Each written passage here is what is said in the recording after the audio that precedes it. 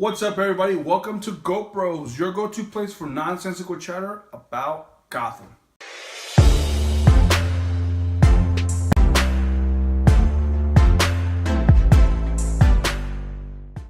I am Chiba Chuck. And I'm DJ Chin1, and today we're going to review episode 3 of Gotham, The Balloon Man.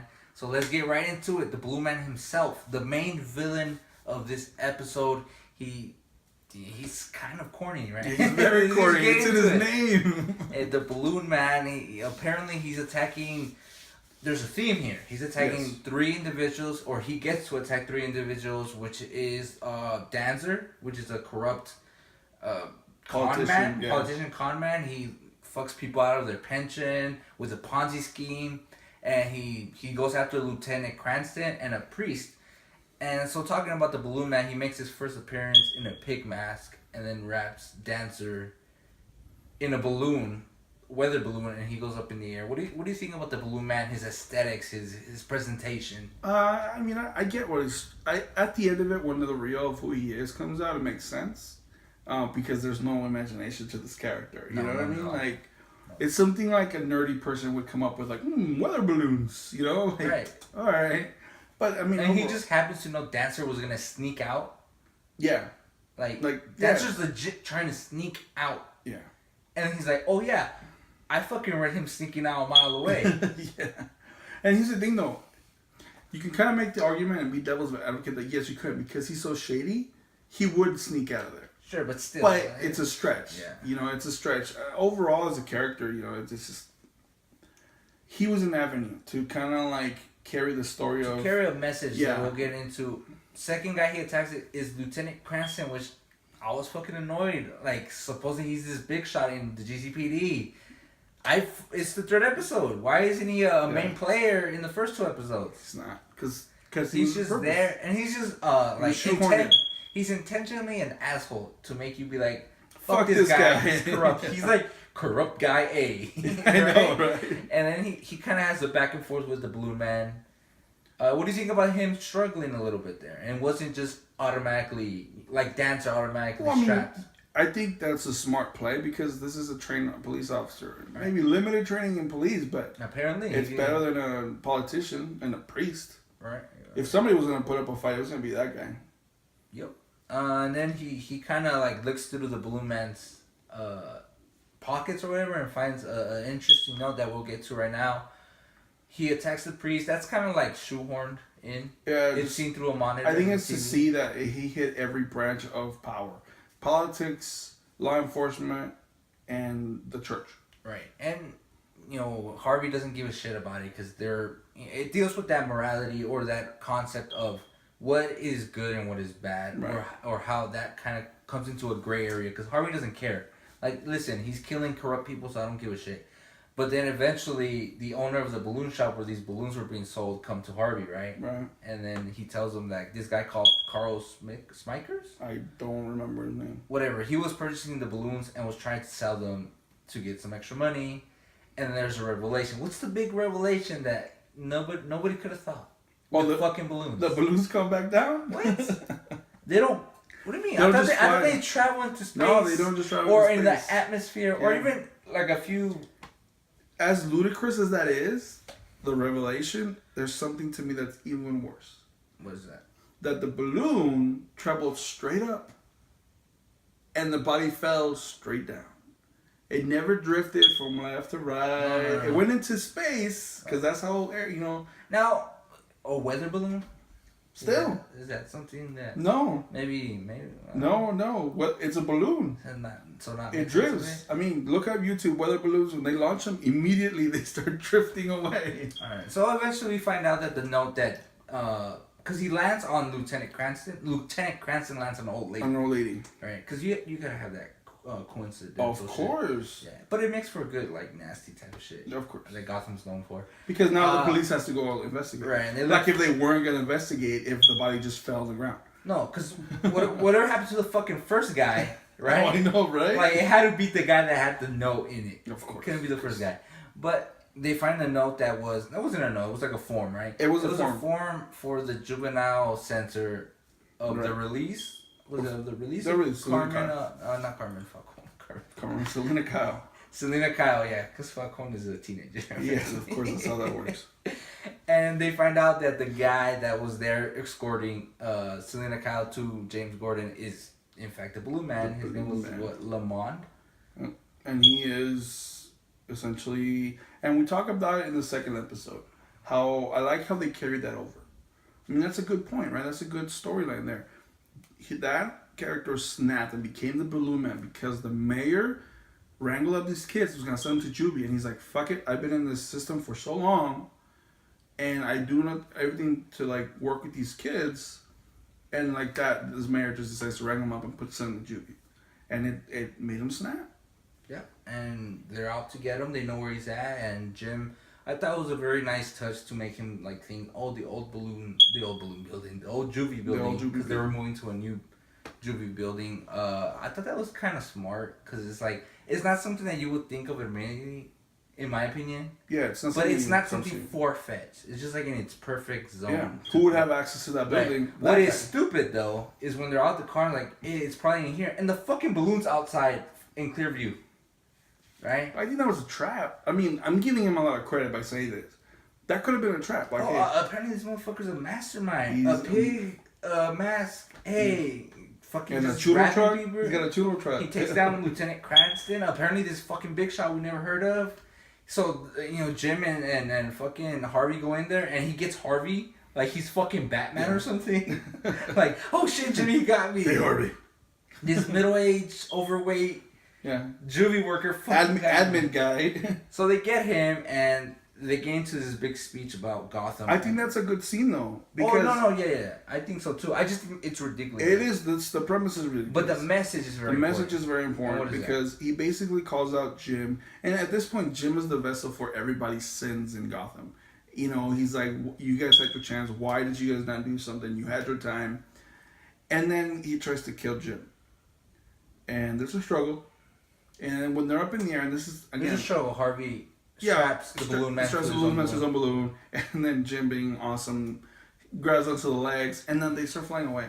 Yeah. And they had to be like a good 20 feet up in the air. Well, there's a shot where they look fucking high up. They're 20 feet up in the air. Like, they're like third story level. Oh, yeah, easily. You know what I mean? Like, they're third story level. And then Harvey shoots the balloon, and they fall like 4 feet. like, what the fuck? That was just bad. They just shot that badly. Yeah. And you could tell they're like, okay, they go. But like, we still have to keep that cool shot as if they're going, like, up a fucking skyscraper. Yeah. And the thing is, like, Harvey, come on, man. You're seeing him go up. Like, shoot the fucking balloon. Right. Like, there will be a point where you can't just shoot the balloon anymore. Like... Yeah, and then eventually, they capture the Blue Man. He gets hurt, his neck hurt from that 4-foot fall. I think he got hurt coming off the bus because they land on top of his... No, not a bus. They land on top of his van, and he falls off. That fall is higher than the fall that they recorded. That fall, that extra 2 feet that he fell was fucking destructive. But eventually he's going away in the ambulance, I'm guessing jail, and then he has this conversation with Jim, right? That was so very important. Which, despite Balloon Man being a ridiculous fucking character, the message he hold was very special because it's gonna stay with Jim probably throughout this whole series, right? Mm-hmm. Is that dilemma of what side are you on? Are you on trying to do good or bad? Or because staying with the law is no longer a thing. You're gonna be corrupted or you're gonna be a vigilante. Pretty much. And Jim can't he can't process that. To him, it's like, no, it has to be by the book. It has to be the law. Yeah. But I think it's not so the Balloon Man kind of gives him that clarity of what Gotham is about. Yeah. It's not so black and white around here, buddy. Yeah. So, Selena Kyle is our next character we want to get into. She was the... Speaking of Juvie. She was the cliffhanger of the previous episode. She was the title... Her name was the title of the second episode. And she left us with like the biggest cliffhanger ever. I know who killed the Waynes. Yeah, like, what the fuck? I was like, oh shit, this series is gonna end in 3 episodes. I know, right? Like, what? I mean, you kind of know that, like, it's gonna be kind of bullshit, but this is really bullshit. This is like, why? This cow shit. That's even better than bullshit. I don't think any type of shit is better than any other shit. Got it. But essentially what happens is that, one, Jim keeps the promise, takes her from Juvie, and they go to take a look at the location. While they're there, The Wayne murders. yeah, where the Wayne murders happen. What you call them? The brain murders the other day. The brain murders. They are happening there, and she's telling him like, "Oh, I was here, and like I stole some wallet from some guy, and I dumped it. That's how you know I'm she was here." like, "Yes, this is But all he's true." questioning her, like, "What the fuck? Like, no, I can't even trust that you're here." So it's down there. It's in the sewers, and then Jim goes down, and like, here's the funny thing: he handcuffs her to a railing, goes down, finds the wallet, and then she's like, "I told you," and just drops her, like, gets away. The whole purpose of that scene was so that Selena Kyle could be out in public. Yeah. That was it. It wasn't even to establish that she was there. She got an episode named after her. She got a cliffhanger, and that's how it was all about just letting Selena Kyle go. Let's go. Which should have been done a lot better, even in a less like. Yeah, you could have. Yeah. But it was just a waste of that moment. That's all we gotta say about her. Let's talk about Fish, because the MCU comes and pays Fish a visit. Mm-hmm. All the Avengers showed up. All the Avengers. Captain America, Iron Man, they're all there like, "Hey, Fish Booty." you're... Well, it's such a weird interaction with them because, like, essentially what happens is that Fish hints/tells the MCU that, because they come asking about Cobblepot, and she's like, "Well, you should be asking your boy Jim. Where is it that he shot him? What a fucking bitch." Yeah, shot him, and Falcone, under Falcone's orders. Essentially, fucking both of them.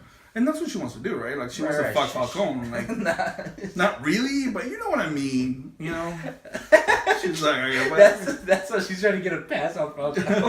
Is that how she flirts? Is that how she flirts? Hey, listen, they did this whole elaborate thing just so Selena Kyle could be free. What's the fuck Falcone? There's simpler ways, I'm sure. Not in Gotham. Oh, man. All right. Next on it, though, is Laszlo. And I like that they didn't just throw him away in the last episode, right? No. He kind of serves a purpose, in my opinion. Yeah. Which to me was that he was a weakness of Fish. Yes. It was like a liability. Mm-hmm. And she wanted to get rid of that. If she's going to go and attack Falcone and go and fuck Falcone.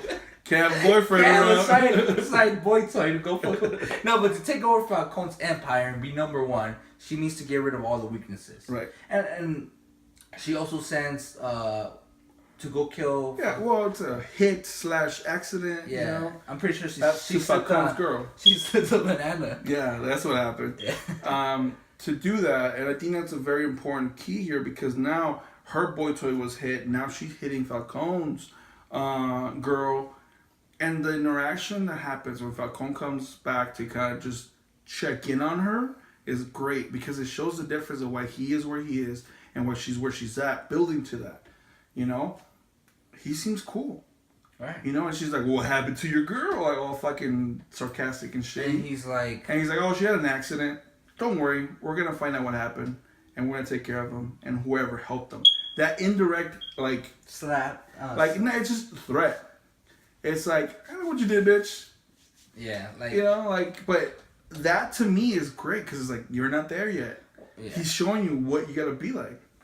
I don't know, Falcone's just a fucking badass in this show. Yeah, he is. But let's talk about another guy who's rising up the ranks. Okay. Starting from the absolute bottom, Penguin returns to Gotham City, and let's talk about that scene when he comes back in Gotham.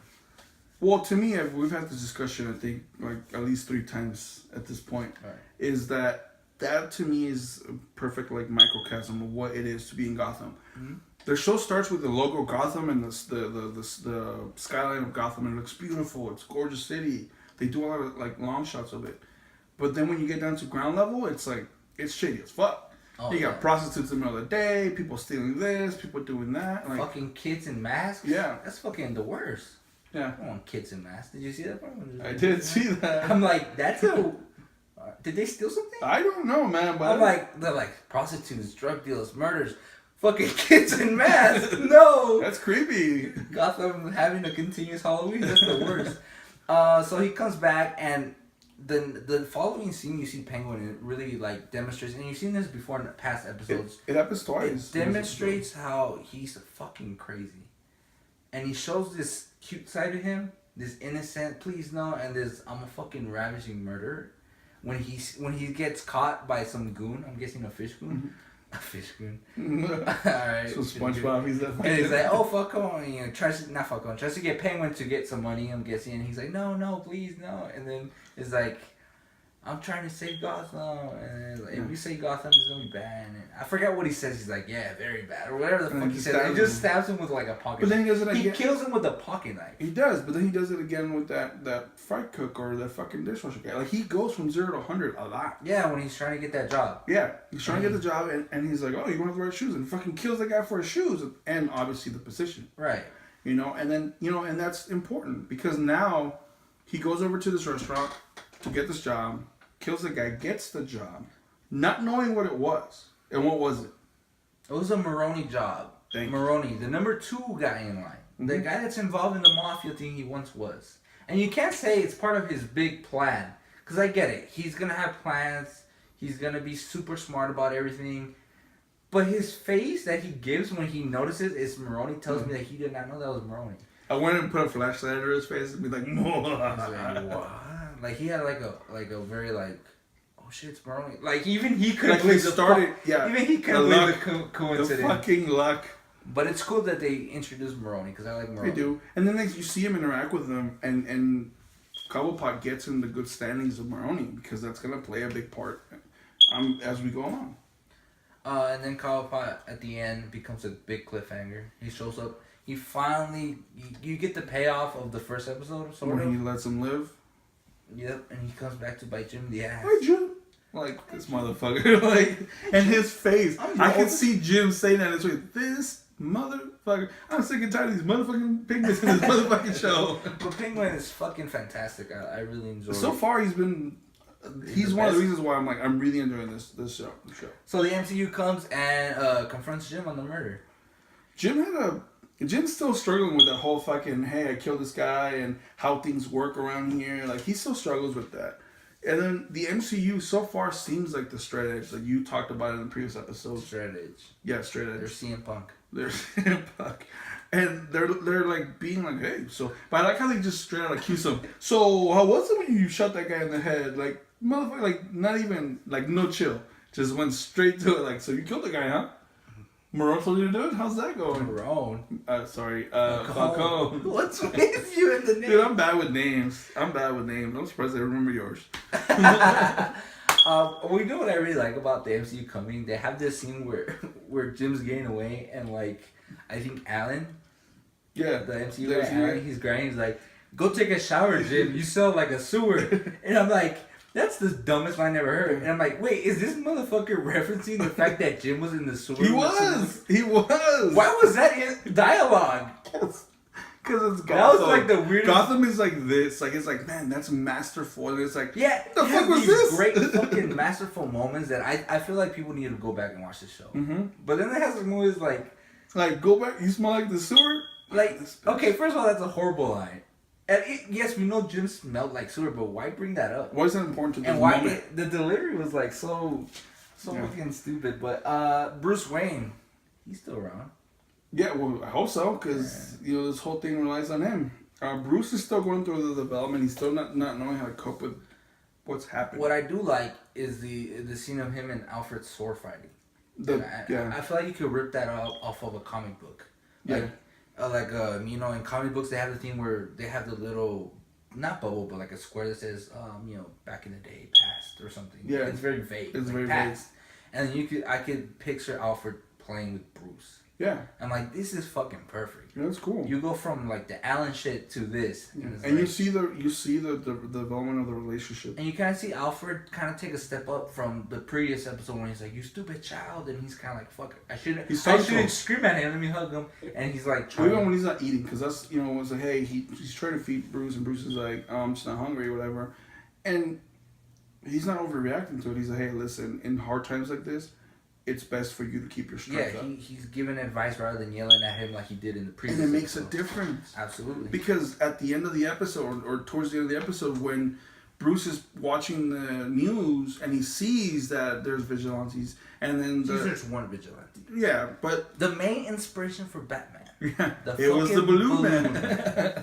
But the news lady says like, "Who will protect Gotham from whatever?" And he's like, "I'm gonna eat my potato. Like I'll be strong." Again, it hits him like, "I need to be strong for this." Yeah, I thought they did a really good job. They do this with Bruce. Peppered in. Yeah, so far they've done it with Bruce's the 3 episodes I've watched is like it's not a big part, but he's like, here's a little step closer to Batman. Yeah, because one thing Gotham kind of gets criticized for sometimes is the fact that it's very in your face, right? Like when Selena Kyle, I think in this episode, steals Harvey's pen. It's like wink, wink. Yeah, and I know, right? Like Bruce has a lot of. Oh, it's like when she stole milk for the cat. Right. It's like we get it. Right. We get it. Right She up, fucking that's looks. the first scene. Yeah. But like we have those wink, wink moments with Bruce. Sorry, I like wink. That's those like weird tish moments with Bruce, but they're done very well. That's why I don't really have a problem with his arc, even though it's kind of like okay, we get it. He's fucking Batman. But it works because they're doing such a good job with that. Hold that thought. Are you fucking kidding me?